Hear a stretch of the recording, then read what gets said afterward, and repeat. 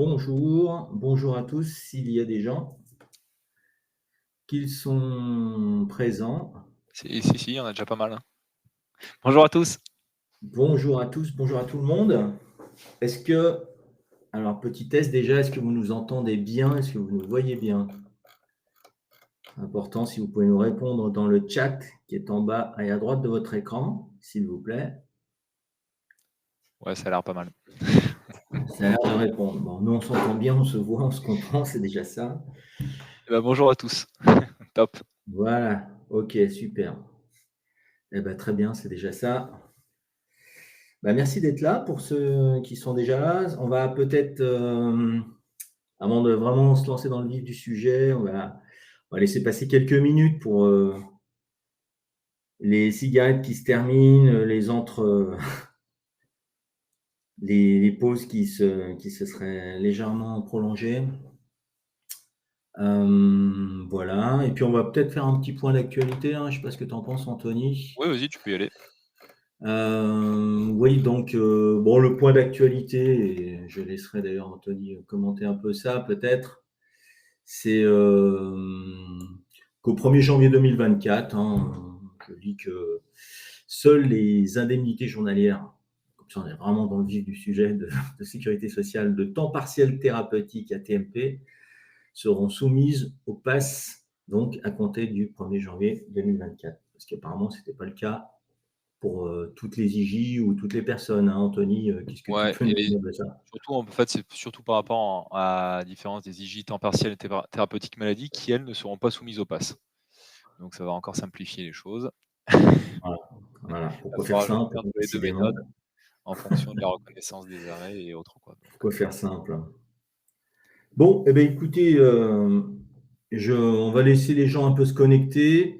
Mais ce que je vous propose pour celles et ceux qui sont présents, tout de suite, je vais vous demander, bah, si vous voulez, si vous voulez bien, c'est de nous exposer votre contexte, si vous avez une anecdote par rapport à votre contexte d'un IJSS, si vous pouvez nous éclairer un petit peu sur votre situation particulière en style très télégraphique. Voilà, l'effectif que vous avez, le secteur d'activité dans lequel vous êtes, puis le contexte, la problématique, le témoignage ou les anecdotes que vous pourriez nous faire partager, ou les questions tout simplement. mmh. Si vous voulez vous lancer, c'est peut-être le moment. On vous laisse écrire dans le chat.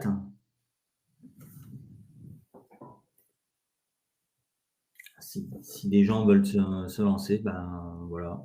Nous parler un peu de vos attentes, pourquoi pas, par rapport à ce webinaire. On vous laisse répondre, si vous n'êtes pas trop timide. Si quelqu'un veut se lancer, nous parler un peu de son contexte, peut-être.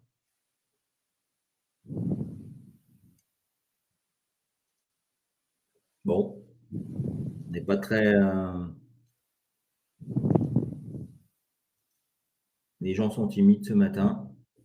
Ils ont déjà la tête dans le week-end, dans le pont de l'Ascension. C'est peut-être ça. Bon, bah écoutez, puisque on reviendra de toute façon sur une séance questions-réponses, moi ce que je vous propose, c'est de s'entarder pour Ouais, récompenser on peut d'ailleurs les commencer gens à y aller, ouais. voilà, les gens qui ont été assidus, bah, c'est bien d'être là. Donc on vous dit merci. Merci d'être là avec nous, merci d'avoir participé, vous êtes inscrit et de participer à ce webinaire. Et je vais vous donner tout de suite le sommaire, très rapidement. Alors, on va vous demander un peu d'indulgence parce qu'Anthony et moi, nous n'en sommes qu'à notre troisième webinaire. Donc, au niveau du sommaire, eh bien, on va faire l'introduction du sujet. On parlera objectifs et indicateurs dans une première partie qui va être assez courte. On va faire à la demande des personnes qui avaient participé à nos précédentes conférences. On va s'attarder, on va faire la part belle un peu à notre outil. On va parler de nous, un peu désolé, parce que, et on vous montrera un peu notre outil, parce que c'était une demande des gens qui étaient venus au premier webinaire. On conclura rapidement, puis on vous laissera toute une partie et du temps pour vos questions, sachant que si vous souhaitez poser des questions, vous pouvez le faire dans le chat. Ah bah tiens, quelqu'un nous a donné Ouais, c'est sa Florian. problématique. Voilà. Donc Florian, donc 450 salariés dans l'immobilier, répartis partout en France et dans les dom-toms. Tiens, bah, super. Effectivement, voilà. Là, on est là, hein, effectivement, Florian, Ouais. merci de ce témoignage. Un commentaire, Anthony, sur. Ah bah là, c'est beaucoup de temps passé au téléphone sûrement, Ouais, voilà, là, c'est et en plus un super talent. jongler avec les heures aussi de dispo du coup dans les dom quoi, avec les décalages horaires. Bon, ben, merci Florian de ce témoignage. S'il y en a qui veulent le faire au fil de l'eau, on peut le faire. Moi, je vais être un peu plus concentré sur la présentation. Et Anthony peut répondre directement s'il y a des questions au fil de l'eau, Mmh. hein. Je pense Dans le chat, qu'on ouais. ne va pas attendre non plus la fin. Mais si à la fin, il y a des questions, on pourra les reprendre et y passer un peu plus de temps. OK. Alors, Anthony, je vais te laisser te présenter. Mmh. Et bah, écoutez, moi, Anthony Perrin, donc je suis responsable social au sein d'un service de cabinet d'expertise comptable. Voilà, donc je suis aussi sur i3C, donc je m'occupe de toute la partie, en fait, traduction entre les besoins des gestionnaires paye et l'informatique. Donc du coup, pour optimiser au mieux les solutions, et je m'occupe aussi des contacts avec les CPM pour, bah, du coup, améliorer les flux, en fait, entre nos demandes, du coup, et puis leurs agents, quoi. Voilà. Voilà. Je te laisse, OK, merci. présenter Charles. Non, pardon, Aussi. excuse-moi. Vas-y, hein. Excuse-moi, je t'ai interrompu. Ouais, Anthony, il l'a pas dit parce que c'est un grand timide, mais en fait, il produit des payes, hein, il est aussi producteur de payes. Je sais qu'il y a parmi notre public des gens qui sont soit des fonctions RH, soit des techniciens, et soit aussi des responsables paye, gestionnaires de paye. Eh ben, Anthony est solidaire de cette situation des professionnels de la paye parce que lui-même, il produit des payes. En plus d'être un peu Customer Success Manager, comme on dit un peu dans les startups. C'est-à-dire que c'est lui, quand on a le plaisir de travailler avec des clients, mais c'est lui qui va onboarder, qui va intégrer les clients et qui va faire effectivement le lien avec notre équipe informatique. Alors pour ma part, moi je suis Charles Salette et ça fait plus de 20 ans maintenant que j'accompagne les services ressources humaines et paye. Et je suis chargé de développement et de partenariat donc, pour i3C. i3C qui est une filiale informatique d'un cabinet comptable, ça, Anthony vous l'a expliqué. Et Mmh. à la base, c'est un ERP, un logiciel de gestion intégré, dont on a musclé l'outil IGSS parce qu'on s'est aperçu qu'il répondait à une clientèle qui était sensiblement à effectif bien supérieur aux clients habituels du cabinet. Voilà, voilà. Et donc, la philosophie qui sous-tend I3C, c'est d'apporter du confort au travail par la simplification, de la productivité hein, par une automatisation poussée, hein, la digitalisation des process. On a aussi de la gestion électronique des documents. On ne va pas trop en parler aujourd'hui. Et puis aussi être compétitif, parce qu'il faut aller vite et bien dans, dans cette profession, c'est vraiment crucial la productivité. Donc aller vite et bien et faire pas trop trop cher parce que les clients, on doit composer avec leur budget. Et donc nous, quand on fait nos activités I3C pour le compte de nos clients, on a deux modèles économiques, hein, je le précise en anglais. Soit on met à disposition notre solution en mode SaaS, hein, donc avec un tarif annuel qu'on peut décliner mensuellement, soit aussi on se sert de cet outil pour faire des prestations de services de recouvrement en mode pompier ambulance, donc cette fois-ci avec un tarif au résultat, c'est-à-dire l'assiette, c'est les IJ qu'on est capable de récupérer. Mais notre vocation, c'est quand même plus de dire à nos clients, on peut vous autonomiser sur ce sujet, on peut vous faire gagner du temps. Et ça tombe bien, c'est le titre du webinaire, gagner en vitesse avec ces IGSS. Allez, on passe tout de suite à la partie 1. Donc, la subrogation. Rapidement, je ne vais pas m'avancer trop sur ce slide. Donc, la subrogation, qu'est-ce que c'est? C'est une avance de trésorerie, hein, tout simplement. C'est un service, un avantage social qu'on rend aussi aux salariés, c'est vrai. Mais donc, qui crée des décalages de gestion, puisque vous avancez de l'argent d'un côté, avec le maintien. Et de l'autre côté, vous vous faites rembourser avec un temps de réponse qui est facteur qui dépend des différents acteurs de, qui prennent part à ce processus. Aujourd'hui, savoir qu'il y a à peu près 50% des entreprises, des employeurs qui pratiquent la subrogation. Et donc, on a 3 sources de dysfonctionnement, puisque ça peut venir de l'employeur, c'est plus rare. Ça vient souvent du salarié, qui typiquement ne renvoie pas son volet. Et ça peut aussi, malheureusement, aussi venir des CPAM. Et donc, nous, notre sujet, c'est comment dire, d'être présent aux deux extrémités du tuyau de la subrogation. Une information importante quand même que je vous donne, c'est malheureusement chaque année, dans ce mécanisme de substitution, la mécanique se grippe et il y a des IGSS qui passent à l'as. Hein, donc, moi récemment, on a vu un employeur qui a perdu un quart de ses IGSS sur l'année 2018. Donc, nous, les messages qu'on assène, c'est de dire qu'il ne faut pas accepter cet état de fait. Il n'y a pas de fatalité. On peut arriver à mieux gérer ce processus. Voilà, voilà. C'est vrai qu'au 1er avril là, 2023, on a perdu toutes les IJ du 1er janvier 2021 au 31 mars 2021. Quoi. Oui, on reviendra un peu sur ce. C'est vrai que ça fait des gros volumes, quoi, d'un coup. Ouais. Ah, ça représente de l'argent. Alors, d'autant qu'on a des facteurs qui peuvent augmenter cet écart. Quand on a de l'absentéisme, et il suffit pas, d'ailleurs, un absentéisme même moyen, hein, ça va autour de 6%, là, ça va avoir des conséquences sur vos écarts de gestion. Quand on a des flux de personnel et du turnover, quand on a des règles de maintien et de subrogation longues, et là, Anthony, je te laisse commenter un petit peu ça, parce que toi, comme acteur du recouvrement, on a des situations quand même qui sont quand même très, très variables d'un employeur à l'autre. Bah, c'est ça, c'est-à-dire qu'on peut passer de règles, on va dire, on suit en parallèle un petit peu le légal, donc on reste sur des 30 jours, 60 jours d'indemnisation, et on peut aller jusqu'à, sur certaines associations ou parapubliques, voir des délais de subrogation à 3 ans, tant que dure la maladie ou l'arrêt du salarié. Donc forcément, plus on multiplie en fait le temps de subrogation, plus l'écart, s'il est mal géré, peut être important. Voilà. Donc on est sur le temps passé, sur le nombre, sur les arrêts aussi qui sont subrogés ou pas. Et c'est vrai que ça va très vite, quoi. Ça va très vite.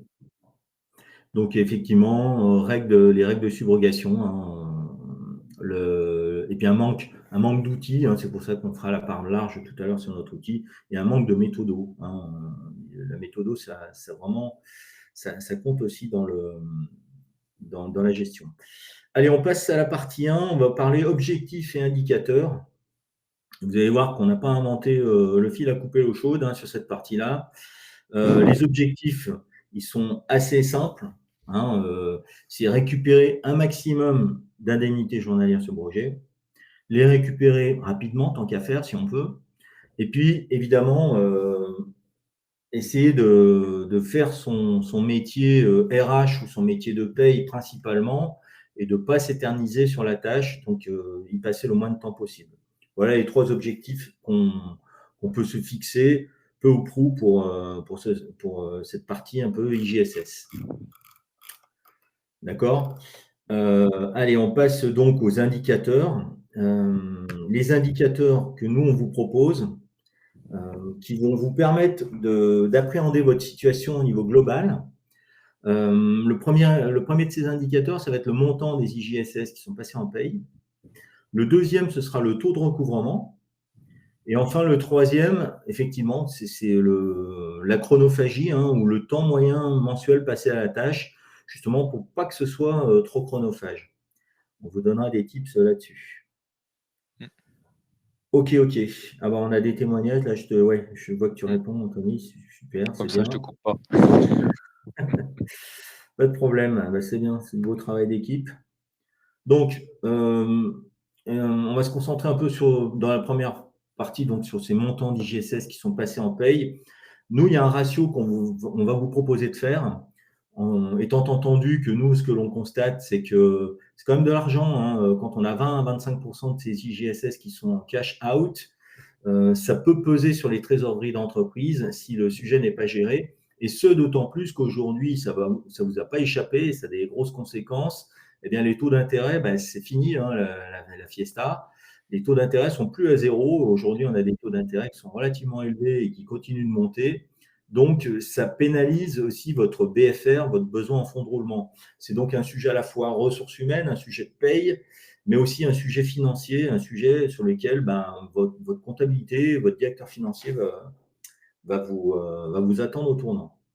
Alors, le ratio qu'on vous propose de faire, c'est de prendre tout simplement le montant des IJSS que vous passez en paye et de les rapporter à votre effectif, votre temps plein moyen. Et vous allez voir que vraisemblablement, et selon votre situation, selon votre absentéisme, selon votre gestion, vous allez avoir des montants de quelques centaines d'euros par, par salarié équivalent temps plein. Donc, dès qu'on a plusieurs centaines d'effectifs, et c'est le cas de certains d'entre vous, enfin nous, c'est le cas des sociétés que l'on cible, hein, nous, notre unité de compte, c'est plusieurs centaines de salariés, voire même plusieurs milliers, on n'a pas peur du nombre. Eh bien, ça va assez vite, hein. Là, récemment, je peux vous donner un témoignage. Là, je vous ai mis de 100 euros à 450 euros.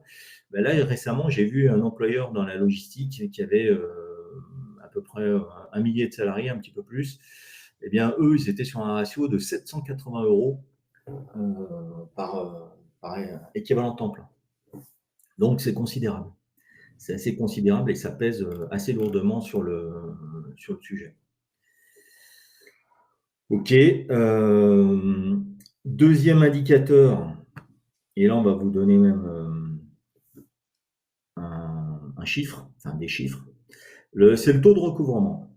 Alors, le taux de recouvrement, moi, je vais un peu insister là-dessus parce que quand je pose des questions sur les employeurs, les entreprises que je suis amené à rencontrer, alors, qui peuvent être d'ailleurs publics, parapublics ou privés, hein, peu importe, hein, tout le monde a des sujets IJ. Eh ben, il n'y a pas beaucoup de monde, je me rends compte, qui connaît son taux de recouvrement. Et en fait, le taux de recouvrement, nous, on l'exprime sur ce ratio-là que vous avez, hein, donc c'est le nombre d'IJ que vous avez recouvré 4 mois après le nombre d'IJ que vous avez avancé sur une certaine période. Et alors, pourquoi on fait 4 mois? Je vais laisser Anthony peut-être répondre si tu as fini de… Non, c'est bon, Ouais, il n'y a pas d'autres questions. non, non, c'est bon, je répondrai après. C'est vrai que 4 mois, c'est pas mal parce que ça permet en fait aux entreprises, déjà d'envoyer les attestations de salaire, des fois à plus d'un mois en fonction des logiciels, comment ils sont fermés ou pas, par rapport à la décennie événementielle. Donc ça laisse ce temps-là, ça laisse au salarié le temps d'envoyer son arrêt et généralement, il faut compter, sur les caisses entre 1 à 2 mois pour indemniser. Donc c'est vrai que 4 mois, ça laisse, ça permet de voir réellement ce qui a été indemnisé ou pas et ce qu'il faut recouvrer, quoi. 4 mois, c'est vraiment un bon délai. Mmh. D'accord. Voilà, 4 mois donc pour laisser, donc ça veut dire que grosso modo, là, vous seriez à même d'exprimer avec une certaine cohérence votre taux de recouvrement sur l'année, par exemple 2022. Mais alors, vous pourriez prendre l'année, mais nous, on vous conseille de prendre aussi peut-être des périodes, parce qu'il faut pas constater les choses. Ah bah tiens, oui, j'en suis là au bout d'un an. Non, évidemment, vous devriez le décliner peut-être mensuellement, peut-être trimestriellement, mais toujours avec ce délai. Et si, ma foi, vous prenez 3 mois au lieu de 4 mois, pourquoi pas, c'est un choix qui vous appartient. Restez cohérent de manière à ce que vos comparaisons soient pertinentes, tout simplement. Et donc, le taux de recouvrement, nous, qu'on conseille, alors évidemment 100%, hein, mais 100%, c'est pas toujours facile, c'est pas toujours faisable. Et a fortiori, quand on a plusieurs centaines de salariés et encore plus quand on a plusieurs milliers. Peut-être un commentaire là-dessus sur ce taux de recouvrement, Anthony?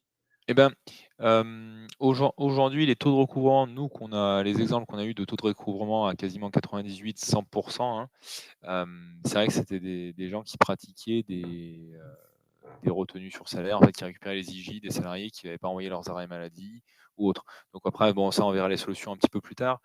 Mais c'est vrai qu'il faut mettre en place des mesures de suivi et même des mesures de sensibilisation auprès des salariés, en fait, pour obtenir cet objectif-là. Mmh. Voilà. Mais après, bon, ça se décline selon le secteur. Là, récemment, j'étais en prise avec un employeur, bon, associatif pour le coup, Donc, l'économie sociale est assez importante en France. Vous savez que 10% des emplois, c'est l'économie sociale en France, hein, mutuelle, coopérative, associative. Il y a beaucoup d'associations en France.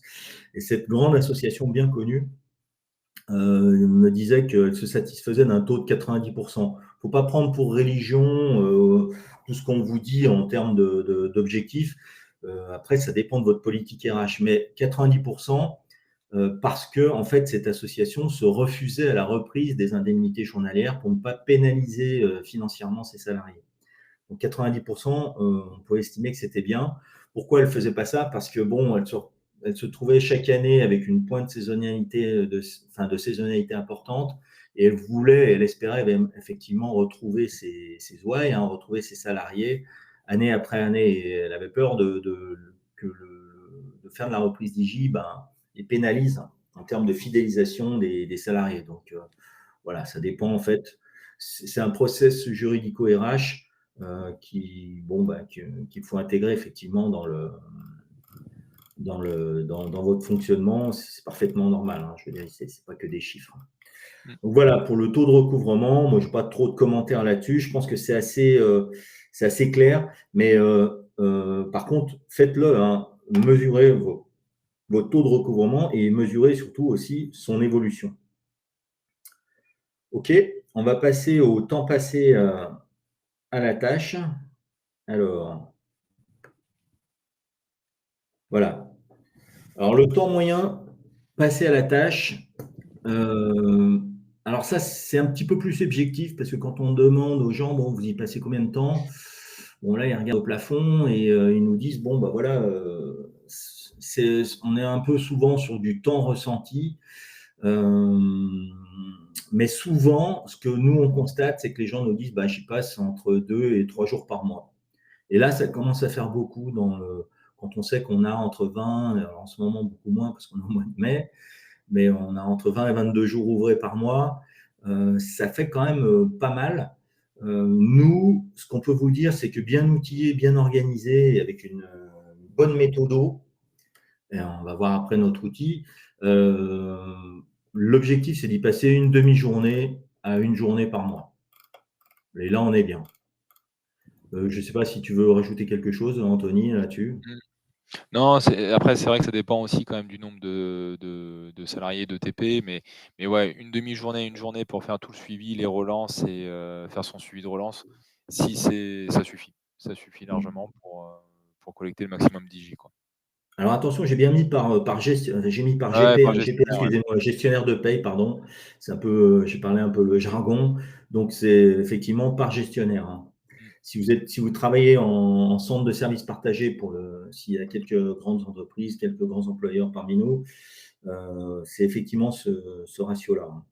C'est bien effectivement ce temps, c'est pas du temps total. Ok. Bon, ben voilà pour ça. Eh ben, on va passer justement à l'outil, hein, sans plus tarder. Hein. C'est bien, je pense qu'on est à peu près dans les temps. Ouais. Je regarde un peu, ouais, effectivement, 20 minutes, c'est bien. Alors, l'outil qui arrive. Donc, bon, nous, effectivement, on a pris le parti de développer, de muscler un peu cet outil IJSS. Alors, on l'a baptisé Take It IJ. Et cet outil fonctionne avec deux types de documents principalement qu'on va alimenter par mois avec des fichiers. En attendant une API qu'on finira par développer si les prestataires de paye veulent bien nous ouvrir leur capot, ce qui n'est pas toujours facile. Donc, une fois par mois, on injecte dans TakeItIJ les DSN mensuels au format .txt ou .dsn et un fichier des arrêts qu'on va voir ensuite par la suite. Auparavant, on aura mis dans l'outil les codes net entreprise pour qu'ils puissent se connecter en automatique et quotidiennement auprès de net entreprise en machine to machine et les règles de subrogation.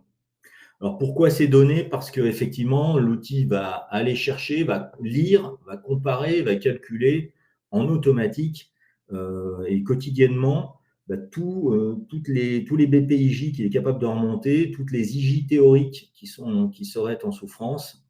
Il va aussi, on va le voir, on va relancer automatiquement ou semi-automatiquement les caisses. Ça, c'est sympa. Et surtout, on va historiser toutes les créances d'indemnités journalières de leur naissance jusqu'à leur extinction, quelle que soit leur cause. D'accord? Donc, c'est un outil qui fonctionne en mode SaaS, hein, c'est-à-dire sur Internet, avec un login et un mot de passe, tout simplement. Alors, le fichier des arrêts avec lequel on alimente cet outil est extrêmement simple, vous l'avez sous les yeux. C'est nom, prénom, numéro de sécu, hein, date de début d'arrêt, date de fin d'arrêt et motif de l'arrêt. Et avec ça, l'outil est capable de faire ses rapprochements, de faire ses réconciliations, son matching, hein. On parle beaucoup de matching, on parle un petit peu anglais avec Anthony, c'est plus branché. Et vous voyez que donc c'est assez simple, ça au format Excel, une fois par mois, et l'outil va rapprocher automatiquement. Alors, Take-It va également, on le voit sur la gauche de l'écran, là c'est une copie écran d'un masque quand on se branche sur l'outil. On a sur la gauche une arborescence type Windows dans lequel on part du nom du client, ensuite ses sirettes, ensuite des IJ et enfin des salariés. Et là, on a le détail sur un salarié sur l'écran de droite. On va pouvoir lire avec des codes couleurs, hein, puisque nous, les choses qui apparaissent en rouge, eh ben là, c'est qu'il y a des IJ à recouvrir. Et les données qui apparaissent en noir, là, elles ont été matchées, ça colle à quelques dizaines de centimes d'euros près. Et quand c'est bleu, c'est un peu plus problématique, c'est que le fichier des arrêts, enfin l'outil TakeITJ va nous indiquer qu'il y a des bordereaux de paiement d'indemnités journalières, hein, il y a des BPIJ, mais on n'a pas les arrêts correspondants, ce qui nous aide à nous apercevoir de la fiabilité ou pas du fichier. Si tu veux commenter quelque chose, Beh, c'est vrai que là, ça permet de retrouver en fait par salarié, vraiment le détail des arrêts et de pouvoir classer, rapidement du coup les indemnités qui ont été versées ou pas versées et de faire un point rapide sur un dossier. Ça permet d'arbitrer ça au niveau RH, ça peut permettre d'arbitrer certains litiges, quoi. Voilà. Parce qu'on va retrouver aussi, il y a les justificatifs, l'ensemble des attestations qui ont pu être produites, l'ensemble des comptes rendus qui ont été envoyés, les relances qui ont été faites auprès de la CPM ou auprès du salarié, enfin voilà. C'est vraiment un outil après de pilotage ça. Pour le par rapport aux salariés. alors, si on veut avoir accès au BPIJ, hein, je crois que sur ceux pour lesquels on les a, évidemment pas les lignes rouges, mais je crois que les lignes noires, d'un seul double clic, on est capable d'ouvrir le BPIJ C'est en ça, le fait, hein. BPJ va s'ouvrir, ouais. Ouais, d'accord. Et on a tout historisé, donc effectivement, c'est pratique. Quand je vous dis que ça épouse la structure analytique, c'est aussi que le gestionnaire va y retrouver tout son portefeuille de salariés, qu'on est capable Oui, de ventiler. Là, vous voyez, sur la gauche, on a même plus les sirettes, on a des codes de section, parce qu'en l'occurrence, le client anonymisé va nous demander des codes de section pour cet exemple. Voilà, je vais passer sur l'écran suivant. Je pense qu'il va beaucoup plus parler aux professionnels de la paye. Donc là, on est sur ce qu'on appelle, nous, le suivi synthétique dans Take-It. Donc là, en fait, ce que vous allez retrouver, eh bien, souvent, nous, on constate que dans leur suivi, c'est là où ça pêche, euh, les, euh, les professionnels de la paye ont des tableaux Excel de ci, de là, chacun le sien, plus ou moins créatif, et ensuite, il faut les compiler dans un tableau Excel qui va reprendre un peu toutes les données avec des tableaux croisés dynamiques pour certains. Alors, ça fonctionne, hein, mais dès qu'on commence à rentrer dans la masse, bah nous, si vous voulez, notre outil, la bonne nouvelle, c'est qu'il va vous synthétiser, il va concaténer toutes ces données par portefeuille, pour le manager, et en live, vous avez tous vos suivis et tous vos suivis théoriques d'IJ, hein. On voit là sur la droite, je pense que, enfin sur la gauche, vous retrouvez des données qui sont assez familières, je pense. Et on voit les IJSS qui ont été perçus, celles théoriques qui ont été calculées par l'outil, puisqu'on l'a incrémenté avec les DSN, et les IJSS qui restent à solder. Donc, voyez, ça, je pense que ça ne pose pas de problème pour les professionnels de paie. Alors, ils y retrouveront un peu leurs petits. Mais l'idée, voilà, c'est le synthétiser et de l'automatiser. Et puis, si on veut faire des exports ensuite sur Excel, pas de problème. On fait aussi ces exports sur Excel. L'outil permet. Il y avait d'autres informations à donner. Enfin, attention, je vais étoffer un peu le. ouais, ouais. Bah, heu, Ou ça ouais, viendra non, sur les autres écrans peut-être. ou une petite anecdote si tu voulais, mais je sais pas Ouais, si ouais, vas-y, vas-y, vas-y. ouais, c'est l'anecdote là où le client où on avait un client où ils Ah avaient oui. employé une personne, à temps complet pour gérer les IJ et en fait, les 3 quarts de son temps, elle téléchargeait des BPIJ donc elle téléchargeait, des milliers, sur un an, quoi. Donc c'est Mmh. vrai que c'était un peu, ben, Ouais. chronophage et puis pas très intéressant à la fois pour elle aussi donc du coup, c'est vrai que l'outil l'a bien aidé, elle a mis, quand on l'a mis en route chez eux, quoi. Voilà, effectivement, ouais. Ouais, c'était merci à Anthony pour cette anecdote. Effectivement, chez I3C, on est contre l'esclavage. Je vais excusez-moi, un peu choquant le mot, mais c'est de dire oui, cette personne était dévolue, à glaner annuellement, je crois 30 000 BPIJ. Vous imaginez un peu le travail, aller se plugger, se loguer, aller chercher, enregistrer sous et cetera. Enfin, c'est un travail de titan et moi, je pense que quand on peut se rendre les choses plus faciles, bah, faut pas hésiter à se les rendre les plus faciles. Alors, ensuite, effectivement, alors, donc, faire, rapprocher un peu des informations, c'est bien. Nous, ce qu'on propose et c'est les colonnes que je n'avais pas fait apparaître, précédemment sur l'outil, sur le suivi synthétique. On est toujours sur le suivi synthétique, mais là, vous voyez que j'ai entouré en bleu, alors excusez-nous, c'est des copies écran, mais il y a la partie un peu recouvrement, hein, puisque on a accès aux justificatifs dans l'outil, puisque nous, on intègre et comment dire, on concentre dans le même outil des données qui vous servent. Vous n'avez pas besoin d'aller sur votre logiciel de paye à côté. Et d'ailleurs, une précision, nous, on s'adapte à n'importe quel univers, quel que soit le logiciel de paye, quel que soit le SIRH Pay que vous ayez, puisque nous, c'est géré en side business, si je puis dire en anglais. Mais vous historisez toutes vos actions, hein. Et puis, vous avez la possibilité dans cette colonne, la relance CPAM, de le faire automatiquement ou semi-automatiquement. Sachant que par défaut, je parle sur ton contrôle, Anthony, nous, par défaut, quand on fait des relances automatiques auprès des CPM, donc ça se fait par email, là, le pas de relance, c'est-à-dire l'écart entre deux relances qui vont être générées automatiquement par Take TJ, ça va être un mois, je crois, hein, c'est ça? Ouais, on est sur 30 jours, ouais. Voilà. On reviendra un peu sur le système réclame-employeur, mais en toute fin avec les questions. Alors, on facilite aussi le boulot, c'est ce que je vous disais, hein, nous, c'est soigner un peu les deux extrémités du tuyau de la subro. Quand une caisse primaire va recevoir justement une relance, elle va recevoir ce formulaire, alors sous forme d'email avec plusieurs dossiers. Et là, alors pour celles qui sont branchées en automatique et pour celles qui choisiront de nous répondre, toutes ne répondent pas, hein, mais vous voyez qu'on leur a mis en bas du cadre un formulaire de réponse où on a toutes les réponses génériques. Parce que nous, on a décomposé à peu près tout ce qui venait, enfin toutes les réponses qui étaient possibles et imaginables pour les caisses, et elles nous répondent avec un commentaire. Et puis là, elles ont toutes les informations dont elles ont besoin. Il faut savoir que autant côté employeur, on va plus raisonner par numéro de sécu, et ben elles, pas de chance. Elles, ce qui va plus les driver, alors évidemment, c'est un peu les salariés, mais dans un premier temps, c'est le siret de rattachement. Hein, c'est ça, Anthony, hein. Oui, siret de rattachement et numéro de sécu, ouais. Et puis c'est important aussi, je crois, Anthony, c'est de faire une demande pour un dossier, hein. On est d'accord. Ouais, parce que c'est vrai que quand on multiplie les demandes soit sur un fichier Excel, soit via Réclame Employeur ou peu importe. En fait, le problème, c'est que les CPM va répondre que lorsque toutes les demandes seront traitées, Mm. pardon. Donc c'est vrai que s'il y a un dossier bloquant et ben, on peut se retrouver à attendre, 30 jours, 35 jours, une réponse alors qu'en envoyant une par une, on va avoir des réponses au fil de l'eau. Mm.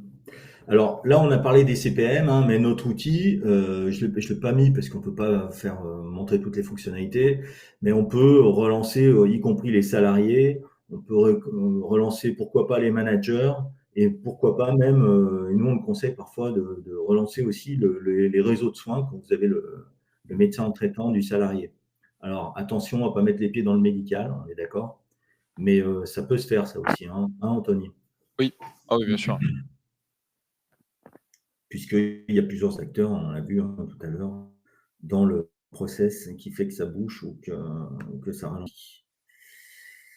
Alors, sur cet écran, on est toujours sur le suivi synthétique, mais je vous fais apparaître les cadres les uns après les autres. Là, ce qui est important, c'est le cadre du haut qui est cerclé dans le rectangle bleu.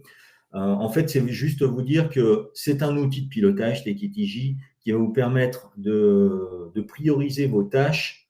Alors, on l'a vu par portefeuille, évidemment, mais on va pouvoir affiner notre travail soit par caisse, en haut à droite, c'est ce qu'on voit. Ça peut être pertinent, comme l'a dit tout à l'heure Anthony, de fonctionner aussi par année. Par exemple, si vous restez encore dans les tuyaux, encrassé dans les tuyaux, l'année 2021, si vous ne voulez pas être fort clos, si vous ne voulez pas avoir des IJ qui vont se prescrire, ça peut être intelligent de faire une recherche sur l'année 2021 et de prioriser ses relances là-dessus. On peut également travailler par solde minimum, puisqu'effectivement, il vaut mieux s'attaquer à des dossiers où il y aurait, par exemple, là, on voit que dans le tableau un petit peu en bas, là, vous avez 4 800 euros, ça peut être pertinent de se prioriser sur ce montant-là plutôt que sur des petits montants qui ne vaudraient pas grand-chose. Je te confirme, Charles. J'ai eu l'exemple récemment là où sur un congé maternité couplé avec des arrêts maladie, congé pato et tout ça, on a rentré pour l'entreprise, 14 000 € sur entre guillemets, «une période d'arrêt» quoi. Mmh. Donc Donc là, on était sur une prestation de recouvrement. Allez, le slide suivant. Donc là, on est alors, l'outil, évidemment, il va aller aussi récupérer les réponses des CPM. Et donc, c'est-à-dire, là, on ne voit pas très bien, je vous prie de nous excuser. Bon, là, on voit, et si vous voulez, dans le cadre en haut et à droite, ce sont les réponses de la CPM. Et on voit qu'il y a des demandes automatiques avec un numéro, comme un numéro de ticket, Mmh. qui ont été générées par l'outil. On voit qu'il y a eu un mois ou 2 mois sans réponse, et puis enfin, on a eu la réponse, etc. Et L oui. Ouais, l'intérêt en fait de ça, d'enregistrer les réponses, enfin les réponses, alors les réponses et les demandes surtout, et d'enregistrer la date de demande, ça permet aussi de repousser le délai de forclusion, Ah oui. qui est normalement de 24 mois plus 3 mois glissants. Et c'est vrai que si une attestation de salaire a été faite et une réclamation a été produite, à la date de réclamation, ça repousse encore de nouveau de 24 plus 3 le délai de forclusion. Mmh. Alors ça, Donc c'est très important ce que vient de dire Anthony, c'est un bon tips qu'on vous donne. Effectivement, vous n'êtes pas condamné à la prescription, à la forclusion de vos IJ si elles sont en retard. Si vous êtes à même de justifier effectivement que vous avez fait une action, et notamment par exemple une attestation, qui va refaire courir ce délai de 24 mois. Ça, c'est un bon truc pour ne pas perdre ses IJ effectivement, ou pour les rattraper, ou gagner un peu de temps. Alors, vous avez vu que dans la partie basse, c'est pareil, on ne voit pas tout, mais on peut faire ses actions, historiser, suivre tout ce qu'on a fait. Et on peut même générer aussi une attestation employeur qui va être déposée encore une fois en automatique, en machine to machine par l'outil, par Tekitiji, directement sur Net Entreprise. Et vous avez tous les justificatifs dans votre outil au quotidien. Donc, c'est très pratique. Voilà, donc c'est ce que je disais, effectivement, plus qu'un outil, donc c'est un logiciel, mais c'est aussi une méthode. On a acquis de l'expérience. Pourquoi? Parce que en fait, faut vous dire que nous, on connaît bien l'envers du décor, c'est-à-dire qu'on a passé des chartes de partenariat avec certaines caisses primaires qui nous permettent de bien comprendre comment elles fonctionnent.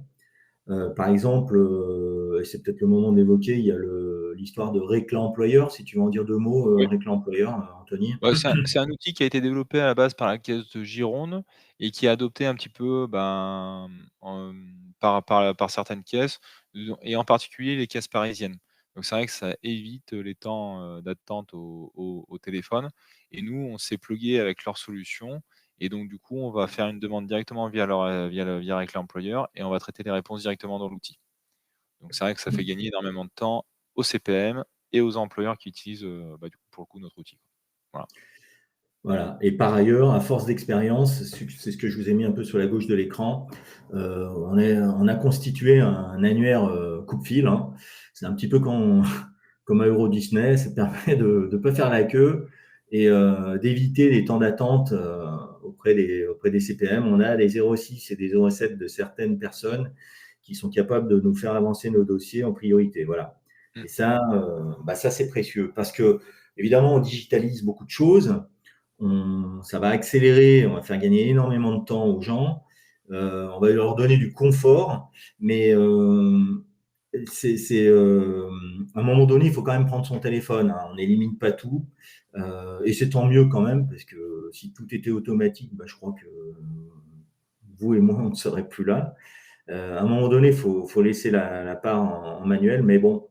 Donc voilà, cet annuaire est intéressant pour nous, tous ces contacts qui permettent d'aller beaucoup plus vite. Voilà ce que je voulais vous dire. Et donc, effectivement, je vous ai mis un peu des résultats là sur ce slide. Donc, on concentre, hein, c'est ce que je vous disais, toute la créance, on la concentre et on la gère de A à Z, on historise, on a tout le suivi, on est capable de justifier, y compris le process juridico-RH qu'on évoquait, c'est-à-dire qu'à un moment donné, s'il faut faire une reprise d'IJ, vous allez avoir des salariés qui possiblement vont faire la gueule. Mais vous pourrez leur dire, mais attends, Coco, on t'avait prévenu, une fois, deux fois, trois fois, nous on applique le process et on est capable de le justifier et de le maîtriser. Pas besoin de changer d'outil de paye, hein, on s'adapte, quel que soit, on est polyglotte, hein, quel que soit Sage, Cegid ou autre, il n'y a aucun problème, ADP, HR Access, tout ce que vous voulez, CGDIM, et j'en passe, SILAE. Vous avez du pilotage à chaque instant, vous pouvez faire des exports, donc on apporte du confort, de l'ergonomie pour les gestionnaires, mais aussi des outils de pilotage et de consolidation pour les managers. Le temps, alors le vrai ROI, le vrai retour sur investissement, vous allez l'avoir quand même beaucoup sur la productivité des gestionnaires, en leur apportant du confort aussi, puisque le facteur de division du temps, est vraiment, on les divise par 3 et à 5. 3 à 5. Hein. Moi, j'ai le souvenir de cette… tu te souviens, Anthony, donc on travaillait avec un CSP de paye qui pèse 5000 salariés. On a une responsable du controlling qui passait 3 jours et demi par mois. Alors, elle consolidait tout le suivi des IJ. Maintenant, elle n'en passe plus qu'une journée. Donc là, c'est confortable. Donc, un boost sur votre taux de recouvrement. On avait parlé de cet indicateur tout à l'heure. Donc, beaucoup moins d'appels vers les CPM. Hein. Et ça, les CPM vous en remercieront. Hein, parce que, elles aussi, elles sont très sollicitées. Et donc, pour votre DAF, un effet cash-in, hein, l'argent qui rentre plus vite, donc l'amélioration du besoin en fonds de roulement. Et après, on a un coût qui est très compétitif. Hein, on en parlera peut-être tout à l'heure sur les questions si ça intéresse certains.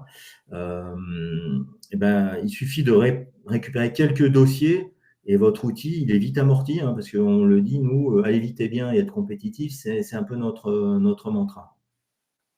Alors, j'ai oublié de vous le dire, hein, mais sur la haut de votre écran, si vous voulez approfondir des cas particuliers, si vous voulez en savoir plus sans engagement, hein, faut pas hésiter à nous poser une question, nous prendre un petit rendez-vous en 5-6 minutes, on est capable de décortiquer quelque chose. On peut vous répondre et vous pouvez prendre rendez-vous sur le bouton rouge en haut de l'écran. Parce qu'effectivement, on arrive au terme de ce webinaire et on va prendre vos questions si vous en avez. Donc nous, en conclusion, on vous dit, effectivement, mettez pas la poussière sous le tapis, parce que c'est souvent un sujet qui a un peu l'angle mort de la gestion RH, hein, les IJ. C'est un sujet un peu poil à gratter. Quand on pose des questions, nous, on nous dit, ouais, mais il y a tout baigne, chez moi, ça va, mais quand on n'est pas capable de nous indiquer son taux de recouvrement ou le temps qui est passé à la tâche, c'est que possiblement, il y a des points d'amélioration à gérer. Donc, justement, objectiver cette gestion par des indicateurs. On vous en a proposé quelques-uns, il peut y en avoir d'autres. Et puis, si possible, outiller vos gestionnaires correctement. Alors, l'occasion pour moi de vous dire que dans certains logiciels de paye, vous avez un outil de matching en automatique. Et de plus en plus, on pense que d'ici 2 à 3 ans, tous les logiciels de paye auront quelque chose qui se pilotera en automatique. Mais attention, moi, c'est un point de vigilance. Les outils de matching vont vous permettre de mesurer un écart. Nous, le job, c'est d'amoindrir cet écart, de voir le rendre à néant. Parce que, voilà, exactement, mesurer un écart, c'est bien. Agir significativement à la baisse sur cet écart, c'est beaucoup mieux. OK, donc professionnalisez vos recouvrements et évidemment, si besoin, faites-vous accompagner. On est à l'écoute de vos questions, puisque là, je regarde le temps, je pense qu'on est bon. Mmh. Oui, voilà, on a mis 45 minutes, donc c'est parfait. Anthony? Après, moi, j'ai répondu à quelques questions, donc après, ouais, allez-y, hein, si vous en Oui. avez, il y a pas de problème. Alors, si vous avez des questions, eh ben, il ne faut pas hésiter à Ça arrive. nous les poser. Ben voilà, ça arrive. Alors sinon, moi, j'en ai à te poser, hein.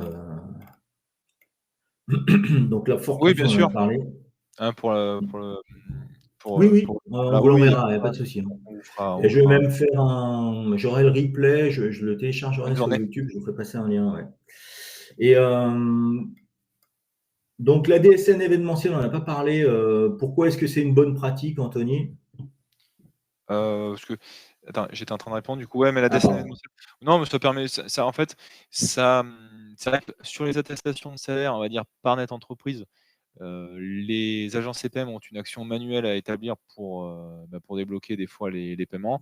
Sur la DS événementielle, tout se fait en automatique et les paiements sont du coup, beaucoup plus rapides que via l'ancienne méthode, d'attestation via net entreprise.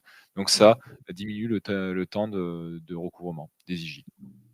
Voilà, ouais, moi je me souviens de ce chiffre qu'on nous avait donné la CPM du Rhône, qui gère 200 000 entreprises, c'est considérable. C'est une façon de vous expliquer pourquoi parfois ça bouge aussi. Mais en 20 à 25 jours, ils sont capables de gérer un remboursement quand il y a des DSN événementiels versus 55 jours. Hein, vous voyez, ça augmente vite après si vous ne pratiquez pas la DSN événementielle. Le précompte, on n'a pas parlé du précompte. Anthony, est-ce que tu peux expliquer aux gens qui sont encore là l'utilité d'avoir Heu, un précompte? Qu'est-ce que, Ça d'ailleurs, qu'est-ce que c'est? au moins sur les IJ qui sont pas recouvrés, ça limite un peu les charges payées, donc du coup le coût en fait de la subrogation. C'est vrai que nous on a repris des dossiers où il y avait pas de précompte en paye, donc vous ajoutez un précompte qui est pas fait, plus des IJ qui sont pas versés et au lieu de coûter 1 000 €, ça va coûter 1 300-1 400 € à l'entreprise. Parce qu'en plus, en faisant le maintien de salaire, on va payer des charges sur le maintien de salaire qui est fait aux salariés. Donc c'est vrai que c'est un peu double peine, quoi. Pour le coup, là, c'est double peine. Donc, important de faire le précompte, hein. Nous, on voit des grandes entreprises, hein, qui font toujours pas le précompte. On se demande un peu pourquoi. Parce qu'effectivement, il y a un écart de 35 à 40% Mmh. entre, la pratique du précompte et sans le précompte. Plus effectivement des IJ qui sont pas là. Puis alors, quand elles sont perdues, alors là, c'est même le châtiment ultime, quoi, hein. OK. Réclame employeur, je crois on l'avait déjà. Ouais, on en a parlé. On avait déjà. Alors, combien d'entreprises est capable de gérer une CPM? Ça, c'est variable. Mmh. Je, si tu voulais répondre, enfin, moi, j'ai déjà la réponse. Écoute, vas-y parce que moi je l'ai pas là. Euh, Bon, en fait, une CPM, hein, c'est pour ça aussi que ça bouge. Alors, on l'a dit tout à l'heure, 50% des employeurs environ, hein, font la subrogation, mais vous avez plusieurs dizaines de milliers d'employeurs, vraisemblablement qui sont gérés par toutes les caisses. Celle du Rhône, je vous ai dit, c'est la deuxième, je crois, sur la France. C'est 200 000 tirettes, donc c'est considérable. Celle de Seine-Saint-Denis, la CEPAM 93, elle a 55 000 employeurs. Il y a beaucoup de sièges sociaux dans la Seine-Saint-Denis. C'est déjà considérable, ce qui explique un peu l'engorgement, un peu les congestions parfois qui ont été rendues compliquées lors des Covid. Mais attention, parce que là, maintenant, les taux d'absentéisme restent stables, alors même que le Covid, la bronchiolite et la grippe saisonnière sont plutôt derrière nous. Et ça s'explique par la montée en arrêt, enfin la montée en flèche des arrêts pour cause psychologique. Hein, les salariés ont pas mal morflé pendant la crise, les cadres aussi. Et aujourd'hui, on constate que les taux d'absentéisme ont tendance à ne pas baisser ou à baisser à la marge parce que en raison des arrêts pour cause psychologique. Alors nous, on n'est pas sur l'absentéisme, on est plus sur les conséquences de l'absentéisme. Mais prenez soin de vos salariés, hein, étant entendu que chaque année, si je prends les baromètres d'absentéisme, effectivement, vous avez 37% des salariés qui posent au moins un arrêt en moyenne, hein, ce qui signifie que les 62-63% de salariés qui sont présents, ben, ceux-là, faut les soigner aux petits oignons, les autres aussi, naturellement, mais vous en avez qui font qui assurent la continuité, donc ça, c'est important. Voilà, voilà. Et je ne sais pas si vous avez des questions. Il ne faut pas hésiter à me poser. Mais sinon, on va vous libérer en vous Ouais, remerciant de votre assistance.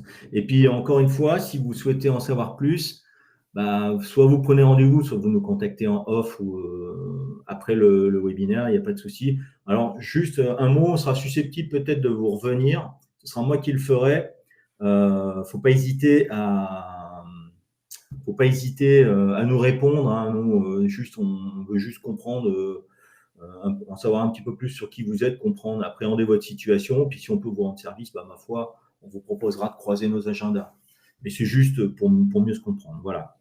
On va libérer la salle et puis on va vous souhaiter bon appétit. ouais, bon appétit. Et puis un bon pont pour ceux qui ont la chance de le faire. Et puis on vous donne rendez-vous un petit peu plus tard. Voilà. Merci à vous Merci à tous. tous. Au revoir. Belle journée et à une prochaine fois avec plaisir. Au revoir. Au revoir.